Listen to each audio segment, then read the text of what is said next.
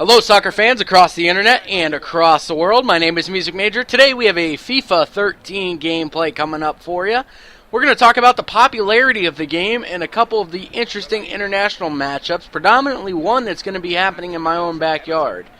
But I wanted to talk to you guys a little bit today about the popularity of soccer or football, depending on where you come from in the States, and how I am on a firm belief that it is currently skyrocketing.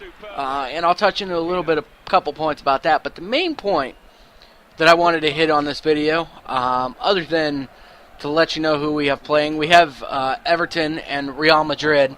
And there's a reason behind this matchup I will tell you guys here in a moment. But one of the main things that I wanted to talk about for this video was the EPL on NBC. Now, for those of you that don't know, ESPN carried the EPL for quite some time, almost as long as I'm sure I've been following the sport. I did see it on Fox Sports Ohio every now and then, but I wasn't really able to find it anywhere else other than ESPN. But this past summer, NBC invested $250 million over the next 3 years for the EPL broadcasting rights in the States. What this means for you is the soccer connoisseur, is that you are going to be able to find all 380, I'm sorry, I wanted to say 360 because that just flows off the tongue a lot easier. You'll be able to find all 380 regular season games live on an array of platforms including NBC, the NBC Sports Network, USA, CNBC, Spanish-speaking channels like Telemundo, and your desktop and mobile devices. So think of this essentially as, if you've seen NBC do the Olympics coverage, they do some fantastic work with that because they are covering everything as those diehards follow, like wrestling, track and field, soccer, all that stuff, and even the small stuff down to fencing. So it's kind of cool that you'll be able to see those big matches that you want to see, like the Manchester Derby, or if you wanted to see Chelsea and Arsenal, if you wanted to see anybody, you basically could see that. Or even somebody as small as Crystal Palace and West Bromwich Albion. I'm not even sure if they're in the Premiership this year, but it is definitely very cool. What I think is a good move on their part is that one of the main points I wanted to touch on was the NFL, I believe, has to kind of be shaking in their boots a little bit, because with all of these concussions and all this stuff that's happening with these head injuries, they're preaching the new campaigns of heads-up football and see where you're tackling. Well, soccer now, is gaining in popularity. In fact, it's tied for, according to an article on Forbes' website, I believe tied for the second or third most popular sport among men, and I think fourth by the girls. But that doesn't really make sense because we are very dominant at the girls' game for soccer. But I'll look into that and let you guys know. But I think this is a very good thing, and that this is going to grow the game even more. I mean, sure, you'll be able to see the MLS in the States, but I'm a diehard MLS fan, and I will be the first to tell you that it is not the prettiest form of soccer that you will see out there. In fact, some games it's downright dirty. You have no idea what's going on. There's no rhyme or reason to it. It's just not played as beautifully as it's done in Europe. So, Euros, I give you great props on that one.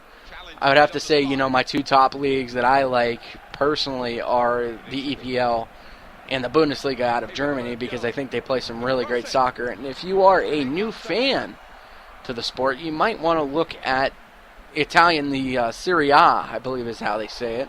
I could have just completely butchered that. But if you are a new fan of the sport, you might want to check that out, because Italian soccer is normally known as being a more tactical version of soccer rather than a run and gun style or anything like that. They slow the pace down a little bit and they try to get a little more tactical with it, which is very cool. But I think NBC is going to do the right thing with these matches, because most of the matches, at least in the United States and wherever you may be watching this time, the times will vary on these matches, but most of the times in the United States are on The early match is 7:30, and there's a 5-hour time difference, at least from where I'm at, in the East Coast of the United States. There's a 5-hour time difference from here to England. So 7:30 in the morning, you think it's 8:30, 9:30, 10:30, 11:30, 12:30. So you're starting at just afternoon, local time in England, and you're getting these games out of the way before you're conflicting with the college football. Now that we're starting to get into that mindset, the college American football and the NFL. So NBC is always going to be able to broadcast these games at a reasonable time where you're not going to be conflicting against big market sports like the NFL. And NBC also has their hands in the pot with the NFL too with Sunday Night Football. So they're going to be able to make the best of this, and I feel like it's truly going to grow the game. That being said, I had a tweet a few weeks ago in July talking about this matchup. I believe it was for the Herbalife World Soccer Championship or some kind of preseason tournament that was held here in the States, where it was, I believe, AC Milan, Everton, Real Madrid, the LA Galaxy. I'm trying to think of who the other teams were. But one of the main games was on Fox. And I'm not saying Fox Soccer. I'm not saying Fox Sports 1. I'm not saying anything like that. But it was on Fox in primetime television on a Saturday, which is huge in the States. I'll tell you guys that may be across the pond or may not be in the States that you don't see that. You don't see that at all. And I thought to myself and sat back and thought, how cool is that you're growing the game by airing it during primetime television hours where you could definitely get more advertising revenue for something else. How cool is that Fox is taking a chance on that? And I'm sure part of it had to do with the promotion of Fox Sports 1 and all that stuff, but it's just, you got to think, how cool is that they're branching out and trying to expand this sport? I think people are finally starting to realize and seeing the potential with, Clint Dempsey coming back to the States to play for the Sounders and everything else that is happening. The rebirth of Landon Donovan. How big soccer actually is in this sport. In this nation. I come from Columbus, Ohio. That's a very soccer-rich town. We have the Columbus Crew. I come from a pretty good soccer town. And I always forget that, if you go up I-71 up to Cleveland or down to Cincinnati, there's nobody there. The closest professional team, I believe, to the Crew that is in the ballpark is the Dayton Dutch Lions, which you don't see much of, because I believe they're a USL team, if I'm not mistaken. But the game is growing, and it's very exciting. I recently took a trip down to Orlando, Florida. And for those of you that don't know the situation, Orlando City Soccer Club is trying to break into the MLS. There's talks about Beckham buying them or something happening. Really, the only big thing that's holding them back is they don't have a stadium at this point. I think Orlando City is a great market to blow up. And I think with the expansion and with this soccer constantly on television, I feel like it's going to aid the game going forward. And this game is going to rise to prominence in the United States.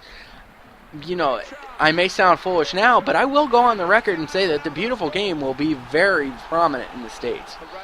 And, with names like Cristiano Ronaldo, who just scored there, and, you have Messi, you have everybody else in the game, it's just, the future is very bright for this sport.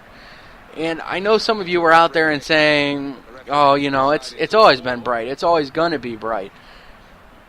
This is coming, I'm sounding off as a guy who was always casually into it, not really a diehard. I wasn't living and breathing with the EPL, but now I am.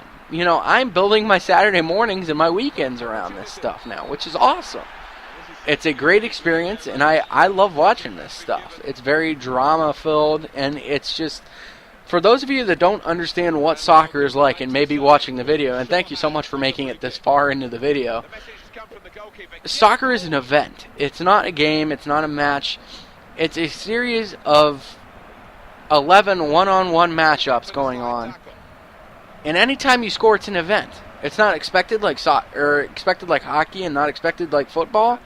But every time you score, it's a massive event where the whole entire stadium celebrates. Everybody gets excited and they get behind it. So I am very anxious to see how soccer in America boosts after NBC takes over the EPL rights. So this is very cool. I didn't get to another subject I wanted to talk to. Maybe perhaps that's going to be a video for Wednesday after it occurs. But best of luck to the U.S. national team against Mexico at Crew Stadium on Tuesday night. Thank you so much for watching, guys. Like, comment, subscribe. Twitter handle's up in the top right-hand corner. Give me a follow. Thanks so much for watching. We'll see you later.